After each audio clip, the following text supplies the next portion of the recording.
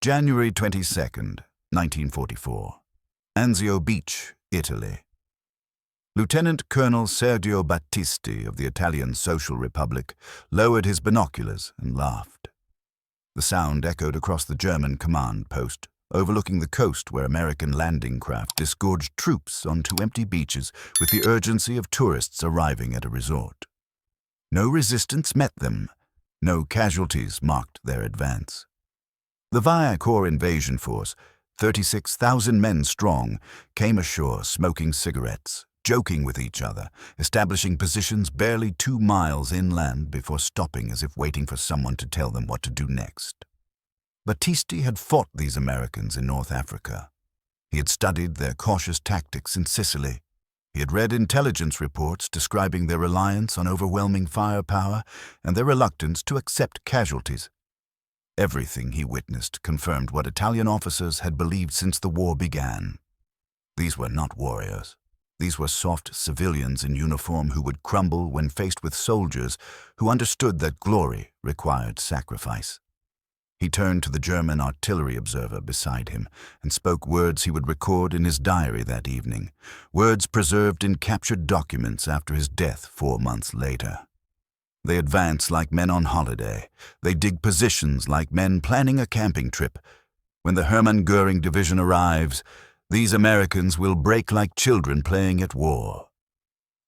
What Lieutenant Colonel Battisti could not know, what none of the Italian officers watching from the hills surrounding Anzio could have imagined, was that he was witnessing the beginning of one of the most savage battles American forces would fight in the entire war. Within weeks, these beaches would transform into a killing ground where American soldiers faced sustained artillery bombardment, determined German counterattacks, and conditions that would test the limits of human endurance. The soft Americans would prove to be something far more dangerous than warriors seeking glory. They would prove to be men who could endure hell itself without breaking.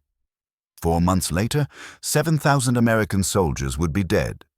Another 36,000 would be wounded or missing, and Lieutenant Colonel Battisti would write very different words about American determination before German artillery killed him in May. Words acknowledging that everything Italian officers believed about American softness had been a catastrophic miscalculation. The mathematics of this transformation were being written not in textbooks about military honor and warrior spirit, but in the brutal reality of men who refused to surrender ground they had taken, who absorbed punishment that should have shattered any army, and who discovered that determination without glory could prove more powerful than courage seeking death. Italian contempt was about to meet American resilience in a collision that would redefine what it meant to be a soldier in modern war. The roots of Italian contempt for American fighting quality reached back through Italy's long military tradition and recent humiliations. December 1943, 6 weeks before Anzio. Capitano Roberto Mazzola, who had fought in Ethiopia, Albania, and North Africa before joining fascist forces after Italy's September 1943 surrender, sat in a command post near the Gustav Line writing an assessment of enemy forces that would be intercepted by Allied intelligence. The Americans are not soldiers in any meaningful sense. They are civilians in uniform who want only to survive and return home.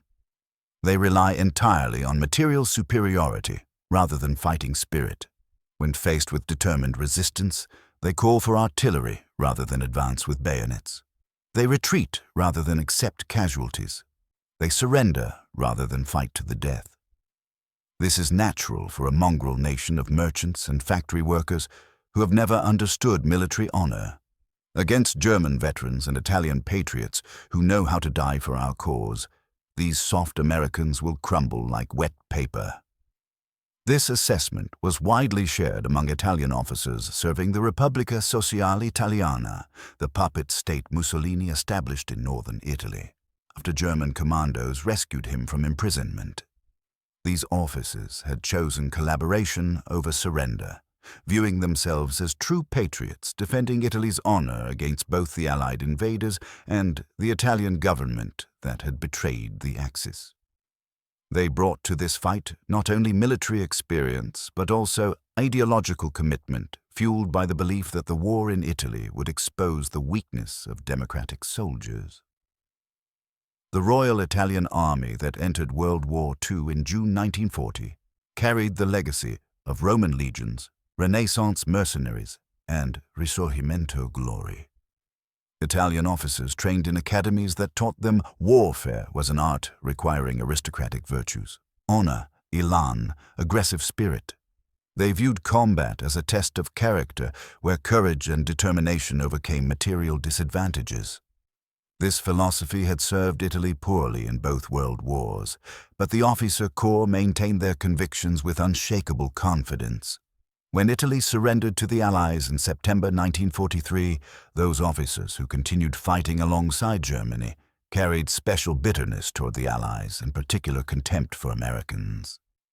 American performance in previous campaigns seemed to confirm their prejudices. The North African campaign had shown Americans learning warfare through costly mistakes. At Kasserine Pass in February 1943, German forces under General Feldmarschall Erwin Rommel had routed inexperienced American troops, inflicting 6,500 casualties and demonstrating that Americans could panic under pressure. Italian officers studying the battle noted that American soldiers retreated in disorder when German tanks appeared, abandoning equipment and positions. The Sicily campaign of July-August 1943 showed improvement, but Italian defenders noted that Americans advanced cautiously, called for overwhelming fire support before attacking, and seemed uncomfortable with aggressive maneuver warfare. When the Allies invaded the Italian mainland in September 1943, Italian observers expected more of the same. Competent but unimaginative Americans who would rely on firepower and material superiority rather than fighting spirit. Tenente Colonnello Mario Carloni, serving as liaison between Italian Social Republic forces and the German command, filed intelligence reports throughout late 1943 that reflected the consensus view among Axis officers in Italy. The Americans fight with their factories, not their hearts. They possess abundant artillery, aircraft, and supplies, but they lack the warrior spirit necessary for sustained combat. When German forces inflict casualties, American units slow their advance and wait for reinforcements. They are methodical, but not aggressive. They are competent, but not courageous. Most significantly, they demonstrate no willingness to sacrifice for objectives.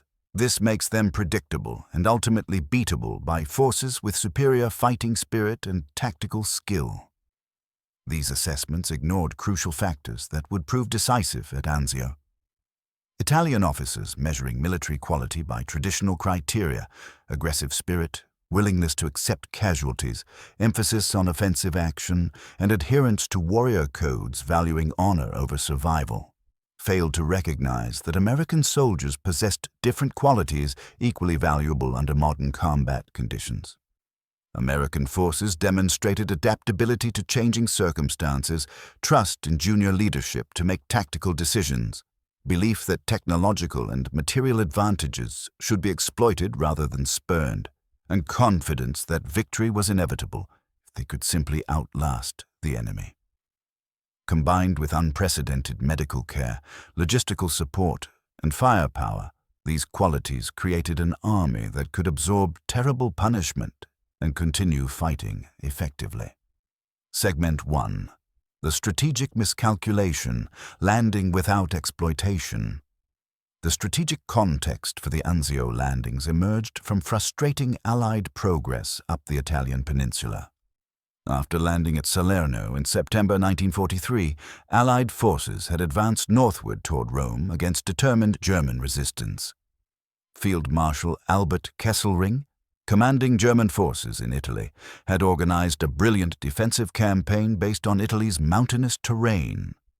His forces occupied the Winter Line and Gustav Line, a series of fortifications exploiting natural barriers where small numbers of defenders could hold against vastly superior attacking forces. By December 1943, Allied progress had stalled at the Gustav Line, centered on the town of Cassino, where German paratroopers held positions that withstood repeated Allied assaults. General Harold Alexander, commanding Allied forces in Italy, proposed breaking the stalemate through an amphibious landing behind German lines.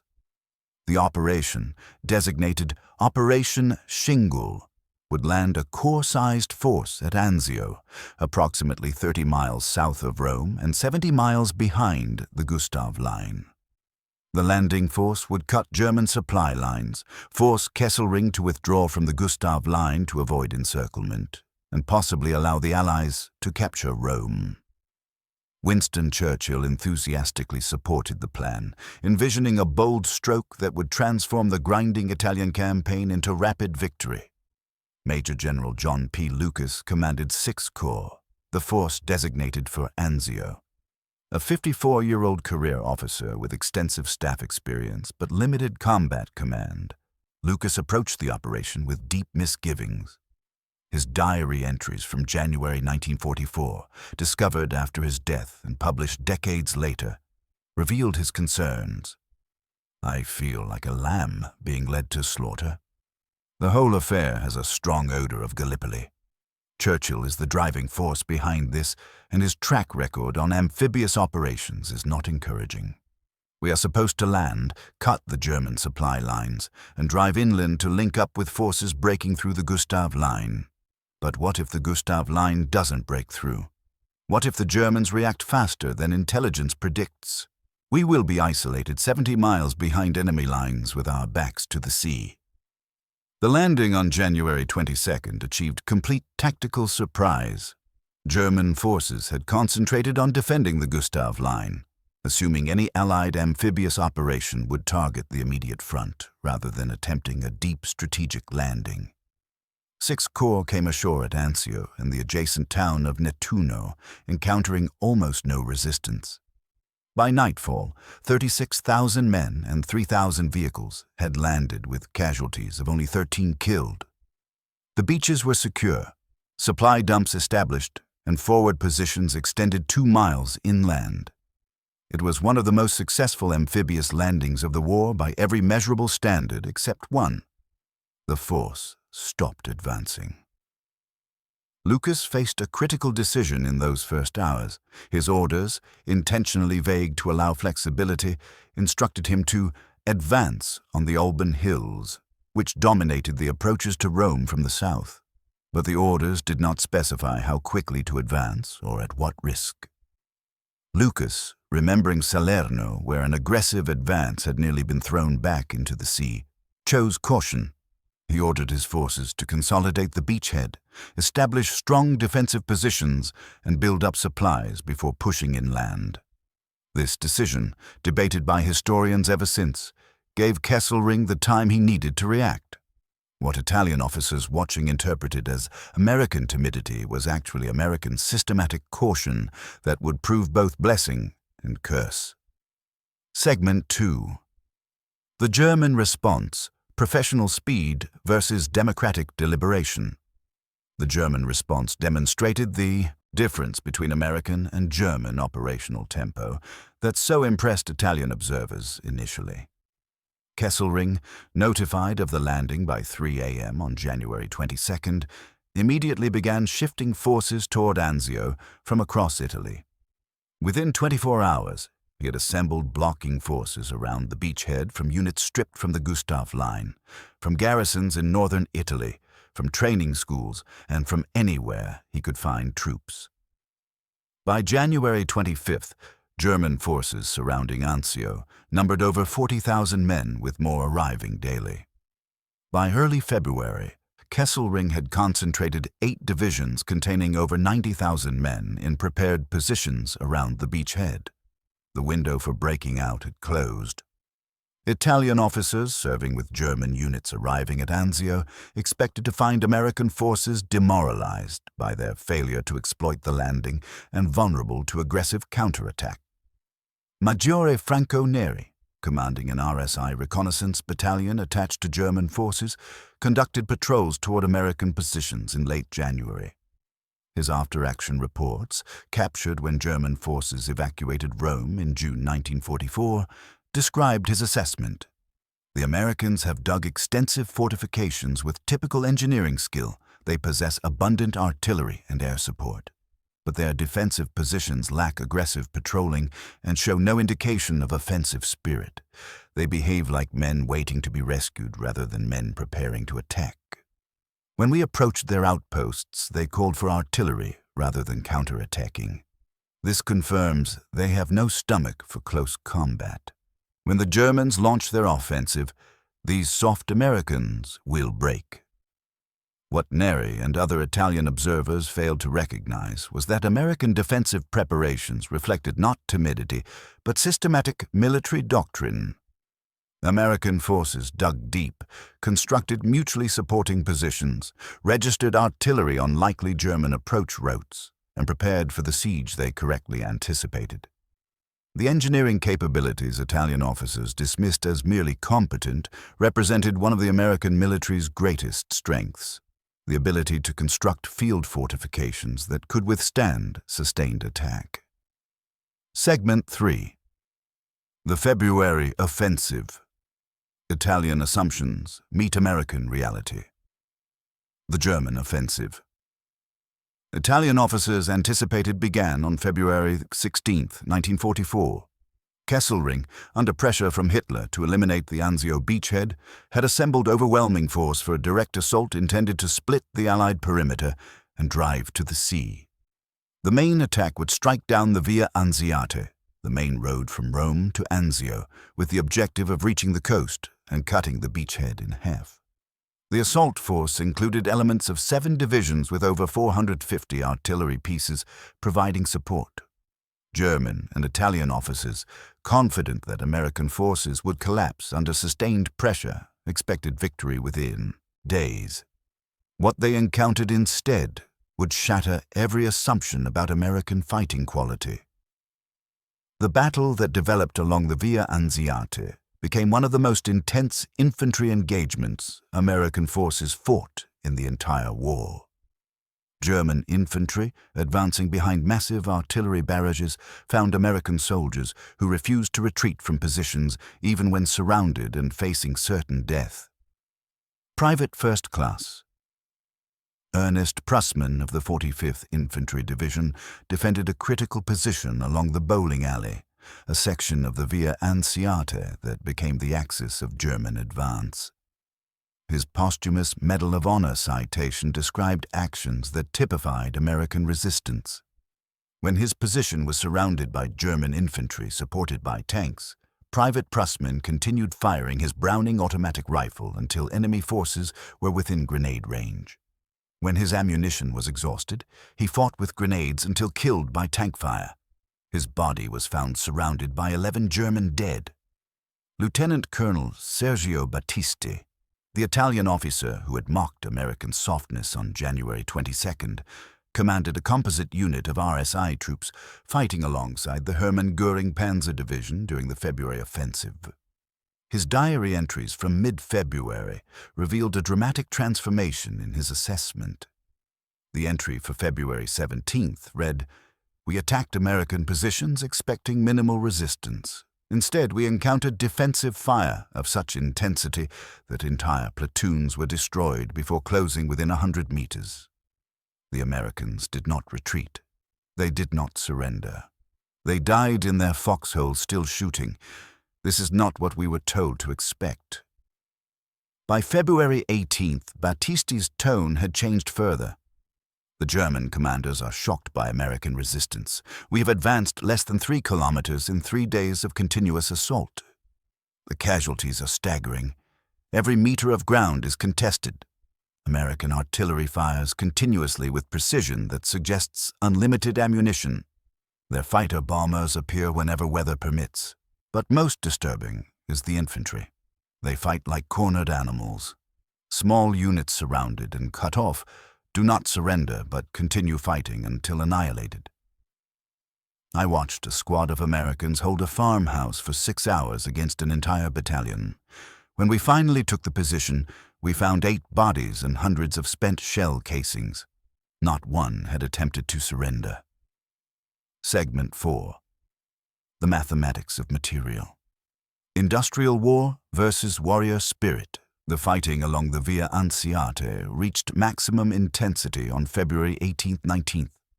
German forces, spearheaded by Panzer and Panzergrenadier units, drove a salient nearly 4 miles deep into American positions, threatening to split the beachhead. At critical moments, the line held only through sacrifices that contradicted every Italian assumption about American fighting spirit. Staff Sergeant Curtis G. Cullen of the 180th Infantry Regiment held a position that anchored the American left flank. When German forces overran his position, Cullen fought hand-to-hand with bayonet and rifle butt, killing 5 Germans before being wounded. He continued fighting from his foxhole for another 8 hours, directing artillery fire by radio even as German soldiers passed within meters of his position. He survived to receive the Distinguished Service Cross. The 3rd Infantry Division, positioned along the critical center of the beachhead perimeter, absorbed the main weight of German assault. The division suffered over 3,600 casualties during February, but never yielded a position without being physically overrun. General Lucien Truscott, commanding the 3rd Division, described his troops' performance in his post-war memoir. The boys were magnificent. They faced the best troops Germany could throw at them under conditions that would have broken lesser men. They were outnumbered, outgunned at the point of attack, subjected to constant artillery bombardment, and attacked repeatedly by veteran German units that had defeated the best the British and Russians had to offer. They held, not through some mystical American superiority, but through simple determination not to let their buddies down and not to give ground they had taken. Italian observers watching the February battles reached conclusions that fundamentally challenged their pre-war assumptions. Tenente Colonnello Mario Carloni, serving as liaison between RSI forces and the German command, filed intelligence reports that showed remarkable honesty about American capabilities. Previous assessments of American fighting quality were based on incomplete understanding. The Americans are not warriors in the European tradition. They do not seek glory through aggressive maneuver or value death before dishonor. But they possess qualities we've failed to recognize. They are extraordinarily resilient under pressure. They learn quickly from mistakes. They trust their junior officers and NCOs to make decisions, creating tactical flexibility that German rigid command structure cannot match. Most significantly, they possess unlimited material resources. Every position has abundant ammunition. Every wounded soldier receives immediate medical care. Every destroyed tank is replaced within days. They can afford to trade casualties for time in ways no European army can match. Combined with genuine determination not to yield ground, this creates an enemy far more formidable than we anticipated. The German offensive finally exhausted itself by February 29th after 2 weeks of sustained assault. Kesselring's forces had driven several significant salients into the beachhead perimeter, but failed to achieve a breakthrough. German casualties exceeded 5,400 men, including over 1,200 killed. American losses were even higher, with the Zik Corps suffering approximately 5,000 casualties. But the beachhead held. More importantly, American units maintained their cohesion and fighting effectiveness despite the punishment they had absorbed. Segment 5. The Siege, Endurance Without Glory. What followed was a 3-month siege that subjected American forces to some of the most sustained artillery bombardment of any position in World War II. German artillery positioned in the Alban Hills dominated the flat terrain of the beachhead, allowing German gunners to observe and target virtually every location. The beachhead, measuring roughly 15 miles wide and 7 miles deep, became known to American troops as the Bowl, because German observers could see into every corner. Artillery fire arrived randomly throughout each day and night, making every activity from eating to sleeping to relieving oneself potentially fatal. The psychological strain of constant bombardment without the ability to escape or retaliate effectively broke many soldiers. Cases of combat fatigue, shell shock, and psychiatric casualties soared to levels unprecedented in American experience. Staff Sergeant Audie Murphy, who had become the most decorated American soldier of World War II, served at Anzio with the 3rd Infantry Division. His memoir, published in 1949, described the conditions. Anzio was worse than anything that came after. In France and Germany, you could advance or retreat.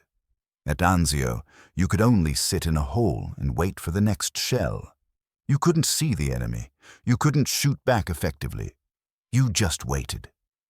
The uncertainty was the worst part. A shell might land in your foxhole in the next second, or you might survive another day. Soldiers cracked under the strain who had fought bravely in previous battles. The ones who survived weren't necessarily the bravest. They were the ones who could endure day after day of random death without losing their minds.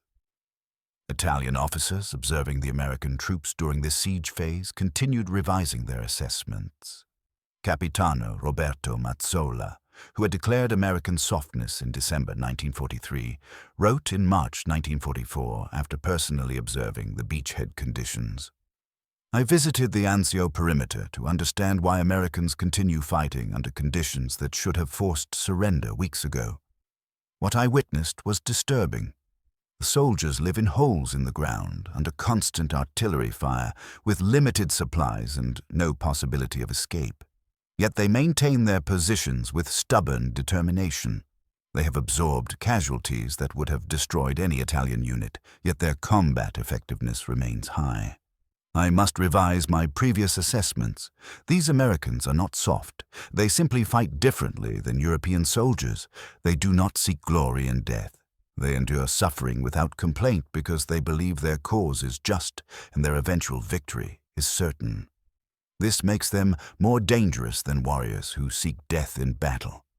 Warriors die. These Americans survive and keep fighting. Segment 6. The Medical Miracle, Valuing Individual Lives. The medical system supporting American forces at Anzio demonstrated capabilities that Italian observers found incomprehensible. Wounded American soldiers received treatment within minutes of being hit, evacuated to field hospitals within hours, and often returned to frontline service after recovering from wounds that would have been fatal in any other army. The 95th Evacuation Hospital operated directly behind the front lines, performing surgery under artillery fire and maintaining casualty survival rates exceeding 95% for soldiers who reached the hospital alive. Italian medical officers touring captured American facilities after Rome's liberation were astounded by the resources devoted to saving individual soldiers' lives. Maggiore Dottore Giuseppe Romano, a physician serving with RSI forces, wrote in his report, "The Americans have established complete hospitals within artillery range of the front lines. They possess surgical equipment, blood plasma, antibiotics, and anesthesia in quantities that seem impossible given their supply situation. More remarkably, they evacuate seriously wounded soldiers by hospital ship to Naples within 24 hours of injury. They treat each individual soldier's life as infinitely valuable, devoting resources to save men that Italian or German forces would classify as hopeless. This explains part of their determination. Every soldier knows that if wounded, he will receive the best possible care. This knowledge allows men to take risks they might otherwise avoid. The American medical system is not merely humanitarian. It is a weapon that multiplies their effective combat strength." Colonel James Forsey, chief surgeon of the 95th Evacuation Hospital, pioneered techniques for treating shock and performing surgery under combat conditions that became standard practice. His post-war analysis noted, "Anzio taught us that aggressive early intervention could save soldiers with wounds that would have been fatal in previous wars. The key was rapid evacuation from the front line to surgical facilities and immediate treatment of shock and blood loss." We learned to operate under artillery fire because waiting for safe conditions meant patients died. The survival rates we achieved at Anzio, over 95% for soldiers reaching the hospital alive, established benchmarks that military medicine has maintained since. Segment 7. The Combined Arms Symphony. Systematic violence. The air and naval support available to American forces at Anzio created advantages that Italian observers struggled to comprehend. Allied air forces, despite poor weather through much of the winter, flew thousands of sorties supporting the beachhead. Fighter bombers attacked German positions, artillery concentrations, and supply lines whenever weather permitted. Strategic bombers struck railways and bridges across central Italy, disrupting German logistics. Naval vessels offshore provided artillery support with devastating accuracy, their naval rifles capable of reaching targets throughout the German-held territory. This integration of land, sea, and air power represented a capability no European army possessed. Tenente Colonnello Sergio Battisti, maintaining his diary through the spring of 1944, recorded observations about American combined arms operations. The Americans have perfected a system where infantry, artillery, tanks, aircraft, and naval guns function as a single weapon. When they attack, the preparation is overwhelming. Artillery fires for hours, naval guns strike targets miles inland. Aircraft bomb and strafe. Only then does infantry advance, supported by tanks and with artillery, ready to fire on any target within minutes. This methodical approach lacks the dash and elan of German blitzkrieg or Italian bersaglieri tactics, but it is devastatingly effective. They reduce warfare to industrial process, applying overwhelming force to each objective in sequence. Against such systematic violence, courage alone is insufficient. One can die bravely, but one cannot win. The tactical lessons learned at Anzio influenced American operations throughout the remainder of the war. The experience of defending a perimeter under sustained attack taught American commanders the importance of deep defensive positions, aggressive patrolling, and maintaining reserves for counterattacks. The effective use of artillery, demonstrated repeatedly at Anzio, where American guns broke up German attacks before they reached American lines, became a hallmark of American tactical doctrine. Segment 8. The Breakout. Vindication through persistence.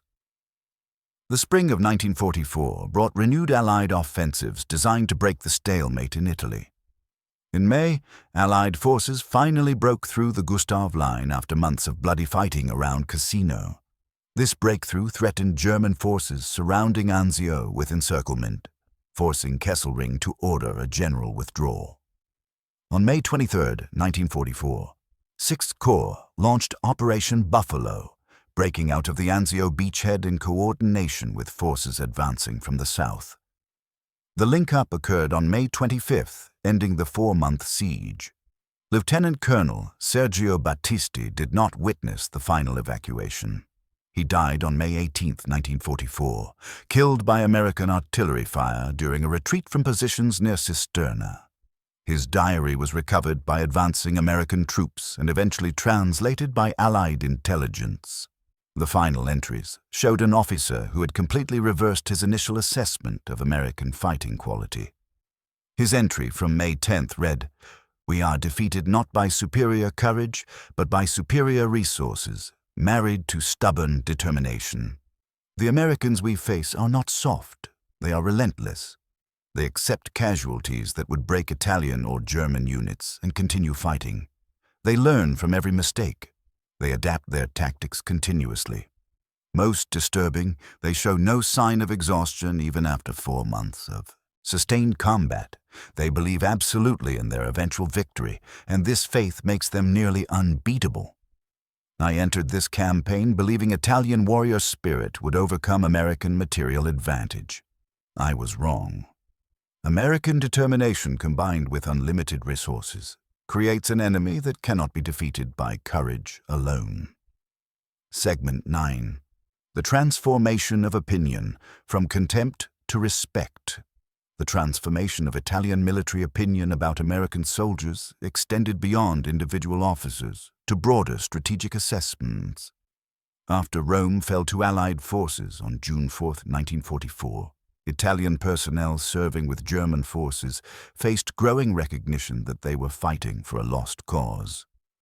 Many had joined the RSI believing that American and British forces represented decadent democracies whose soldiers lacked the will to sacrifice for victory.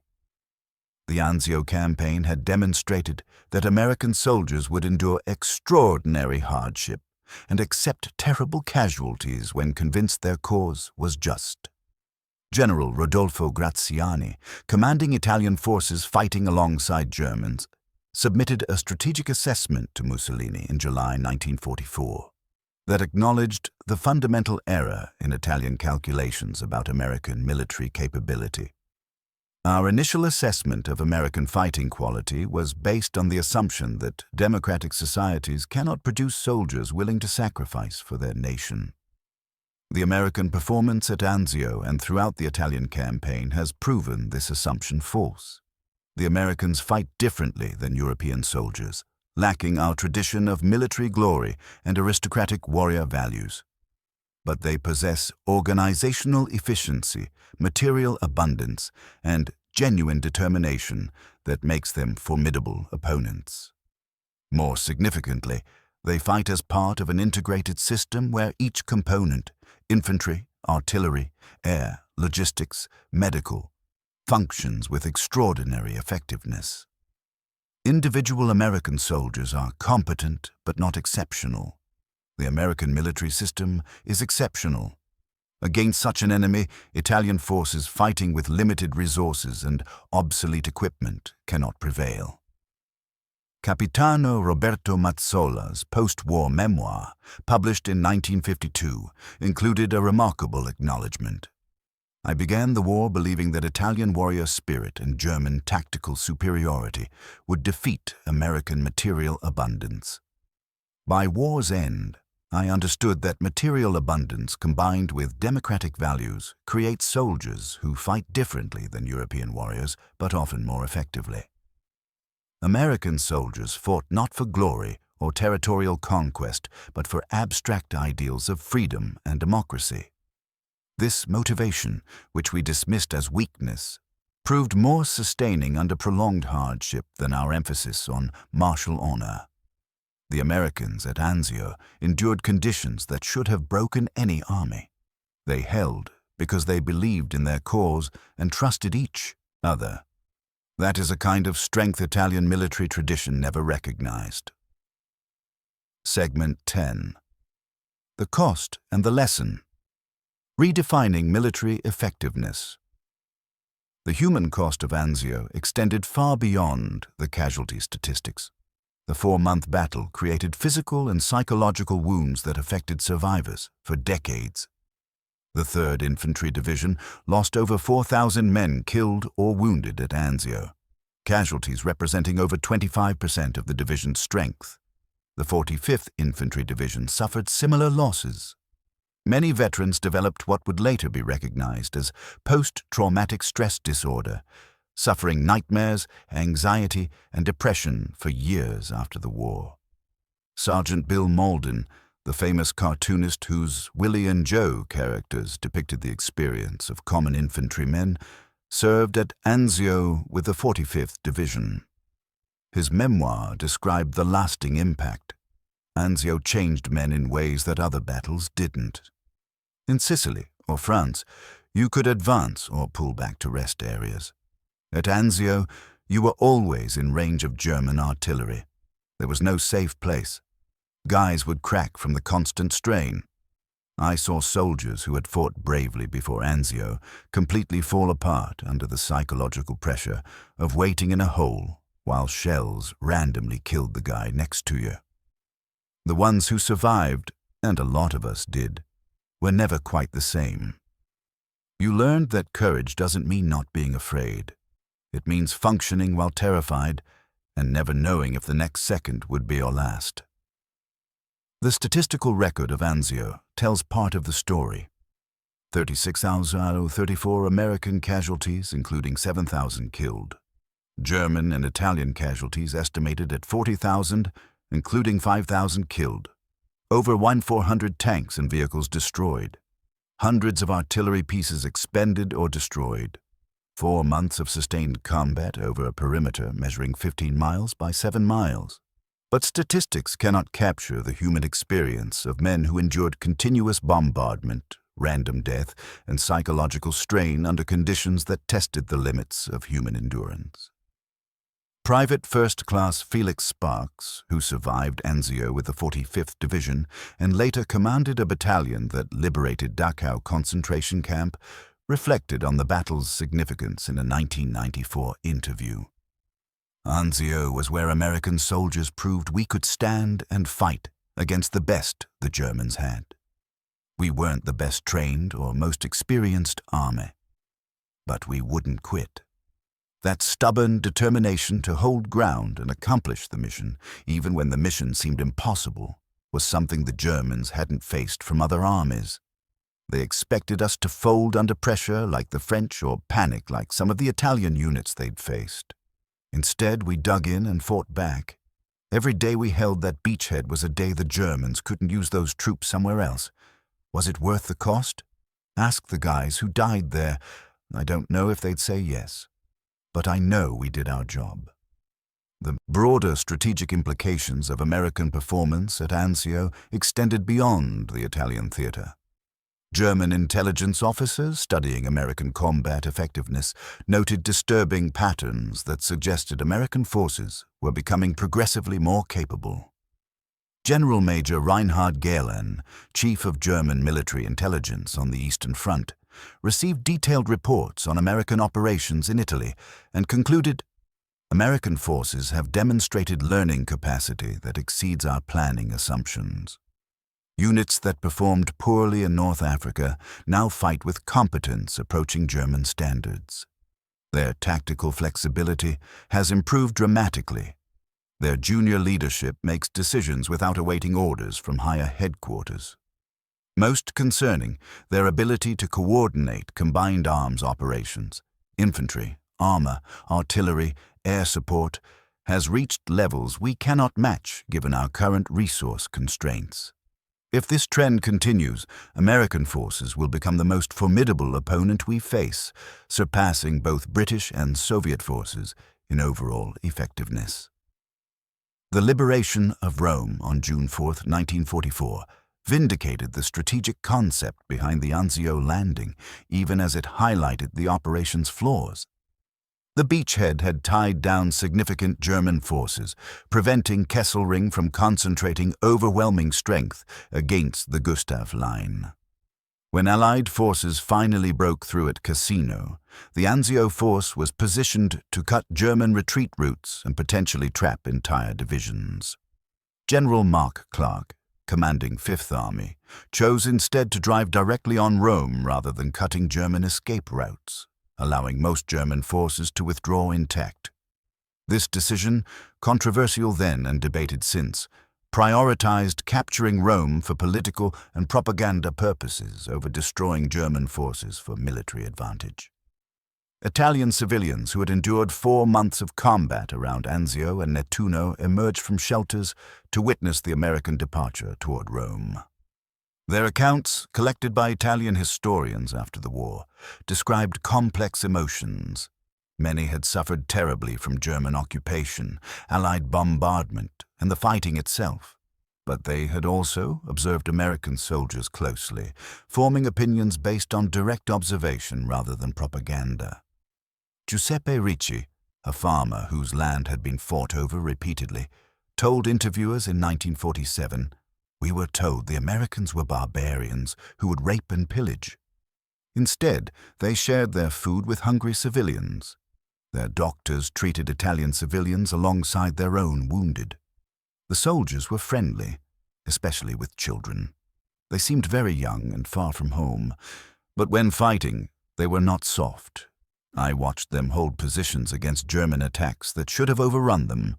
They died defending ground that meant nothing to them personally, fighting for some abstract idea of duty and democracy that Italians could not understand. They were strange soldiers, these Americans. Not warriors seeking glory, but ordinary men doing extraordinary things because they believed it was right. The strategic debate about Anzio's success or failure continued for decades. Critics, including many British officers, argued the operation had been a costly failure that achieved limited results. They pointed to the heavy casualties, the failure to break out initially, and the 4 months spent besieged without advancing the Allied position significantly. Defenders, primarily American officers, argued that Anzio had accomplished its strategic objective of forcing German forces to remain in Italy rather than reinforcing other fronts, particularly the Channel coast where the Normandy invasion would land on June 6, 1944. The truth likely resided somewhere between these positions. Anzio had been poorly executed initially, but had achieved meaningful strategic effects at terrible cost. Winston Churchill, whose enthusiasm had driven the operation forward, reflected on Anzio in his post-war memoirs with characteristic complexity. Anzio was intended as a wildcat landing that would threaten Rome and force German withdrawal. Instead, it became a stranded whale that required continuous reinforcement and support. The failure to advance aggressively in the first days transformed a potentially war-winning stroke into a bloody siege. Yet even as a siege, Anzio tied down significant German forces and demonstrated American determination to sustain operations under the most difficult conditions. The American soldiers who fought there showed qualities their critics had claimed they lacked: courage under fire, resilience under hardship, and refusal to accept defeat. Italy was never the decisive theater, but Anzio was a crucial battle that proved American forces could match German military quality when circumstances forced them to fight German-style defensive warfare. The post-war fate of Italian officers who had fought against Americans at Anzio varied dramatically. Many, including Capitano Roberto Mazzola and Tenente Colonnello Mario Carlone, survived the war and faced prosecution for collaboration with German forces. Italian courts generally showed leniency toward officers who claimed they had fought to defend Italy rather than from ideological commitment to fascism. Most received light sentences or pardons and reintegrated into Italian society. Some, like Carlone, later wrote memoirs acknowledging their initial contempt for American soldiers had been based on fundamental misunderstandings about how democratic armies function. The American veterans of Anzio carried mixed feelings about the battle throughout their lives. Pride in having withstood one of the war's most brutal sieges mixed with anger at the leadership decisions that had placed them in that situation. Many felt the operation had been mismanaged from inception, that they had been thrown into an impossible situation and abandoned to fight their way out. The Anzio Beachhead Veterans Association, formed after the war, maintained that their sacrifice had been necessary, but that better planning could have achieved the same results with fewer casualties. Their annual reunions featured both celebration of survival and commemoration of those who died. The transformation of Italian opinion about American fighting quality from contempt to respect represented a broader pattern repeated across the war. German officers who had dismissed Americans as amateurs learned through hard experience that American forces combined material superiority with genuine tactical competence and remarkable determination. Japanese commanders who expected Americans to crack under pressure discovered an enemy who adapted quickly and refused to accept defeat. Soviet officers who initially dismissed Americans as soft found an ally whose industrial might and organizational efficiency were unmatched. The broader lesson of Anzio extended beyond tactical or operational considerations to fundamental questions about military effectiveness. What makes soldiers fight? How do armies measure combat capability? The Italian officers who mocked American softness in January 1944 measured military quality by traditional criteria: aggressive spirit, willingness to accept casualties, emphasis on offensive action, and adherence to warrior codes valuing honor over survival. By these criteria, American soldiers appeared deficient. They advanced cautiously, called for fire support rather than relying on cold steel, and seemed more concerned with accomplishing missions than achieving glory. But American soldiers possessed different qualities that proved equally valuable under modern combat conditions. Adaptability to changing circumstances, trust in junior leadership to make tactical decisions, belief that technological and material advantages should be exploited rather than spurned, and confidence that victory was inevitable if they could simply outlast the enemy. These qualities, combined with unprecedented medical care, logistical support, and firepower, created an army that could absorb terrible punishment and continue fighting effectively.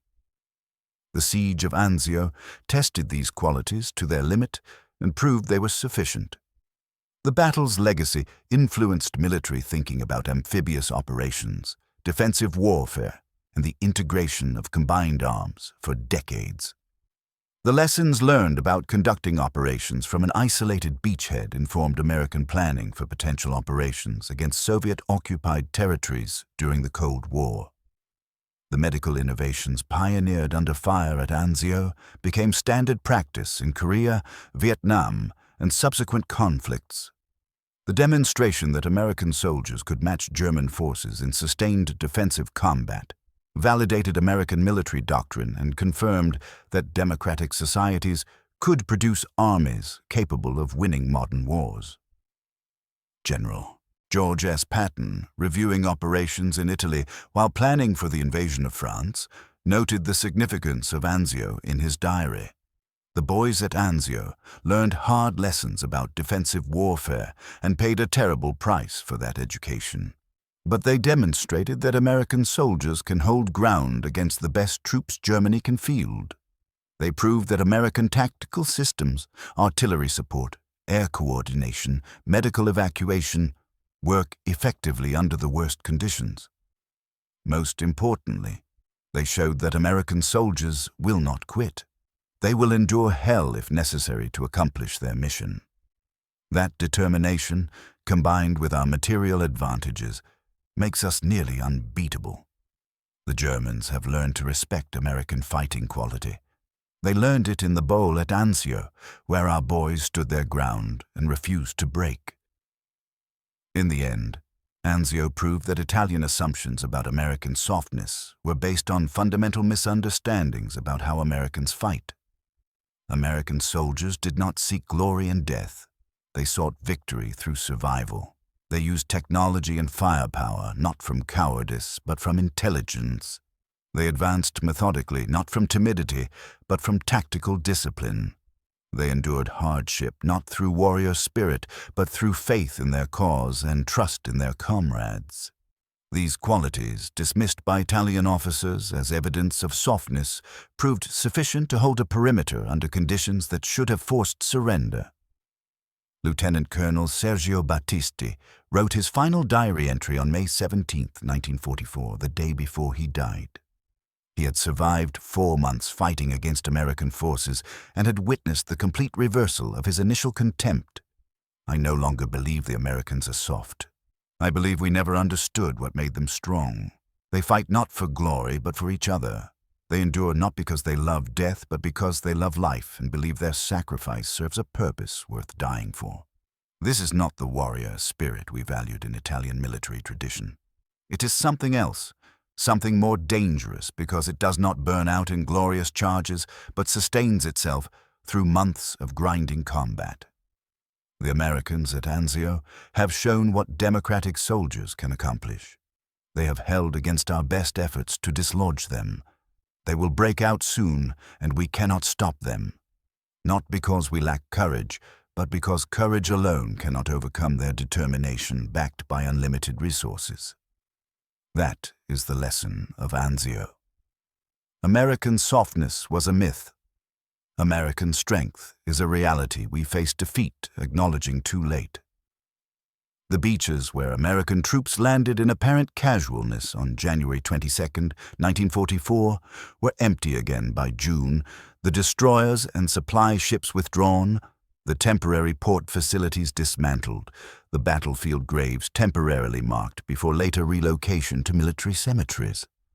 But the ground itself remained scarred for years, cratered by thousands of artillery shells, littered with unexploded ordnance, crossed by trenches and foxholes where men had lived and died through 4 months of hell. Italian farmers returning to reclaim their land found American equipment, German weapons, and the detritus of modern war scattered across fields where they had grown wheat and olives for generations. The statistical record provides the framework. 36,034 American casualties, including 7,000 killed. German and Italian casualties estimated at 40,000, including 5,000 killed. Over 100 to 400 tanks and vehicles destroyed. Hundreds of artillery pieces expended or destroyed. 4 months of sustained combat over a perimeter measuring 15 miles by 7 miles. The 3rd Infantry Division suffered 3,600 casualties. The 45th Infantry Division lost similar numbers. The 1st Armored Division, the Rangers, the paratroopers, all paid in blood for ground measured in yards. But statistics cannot capture what those numbers meant. Each casualty represented a son, a brother, a husband, a father who would never return home. Each wounded soldier carried scars, visible and invisible, that would never fully heal. The story of Anzio ultimately stands as testament to a truth about military capability that Italian officers learned too late. Softness and strength are not opposites in modern warfare. The American soldiers who came ashore at Anzio were soft by Italian standards. They preferred comfort to hardship, valued survival over glorious death, and relied on material advantages rather than warrior spirit. But this softness coexisted with genuine strength, the ability to endure terrible hardship when necessary, the determination to accomplish missions regardless of cost, and the faith that their cause was just and their victory inevitable. When tested under the most brutal conditions the war offered, American soldiers proved that democratic armies could fight as effectively as any military force in history. They proved it at Anzio, where contempt transformed into respect, one bloody day at a time, where Italian assumptions about American softness died among the foxholes and craters of the beachhead that refused to fall. The Americans who landed on January 22nd smoking cigarettes and joking with each other were the same Americans who held the line through February's German offensive, who endured 3 months of constant artillery bombardment, who broke out in May and drove to Rome. They had not changed. Italian understanding of them had changed. That transformation, purchased with 7,000 American lives and written in the diary entries of dying Italian officers, became Anzio's true legacy. Lieutenant Colonel Battisti's laughter on January 22nd had echoed across the command post overlooking the beach. By May 18th, when German artillery silenced him forever, that laughter had long since died. In its place remained a hard-won truth that thousands of Italian officers would carry with them into the post-war world. American soldiers were not soft. They were simply different. And in the crucible of Anzio, different had proven more than sufficient. The beachhead held. Rome fell. The war continued. And Italian officers who survived would spend decades explaining to anyone who would listen that they had learned at terrible cost what the Americans truly were. Not warriors seeking glory, but soldiers seeking victory, men who would endure any hell to accomplish their mission and then go home. That proved to be exactly what modern warfare required. The Americans at Anzio had demonstrated it conclusively, transforming Italian contempt into respect through 4 months of stubborn, unglamorous, utterly effective determination that refused to break no matter how hard the pressure. The soft Americans had proven harder than steel.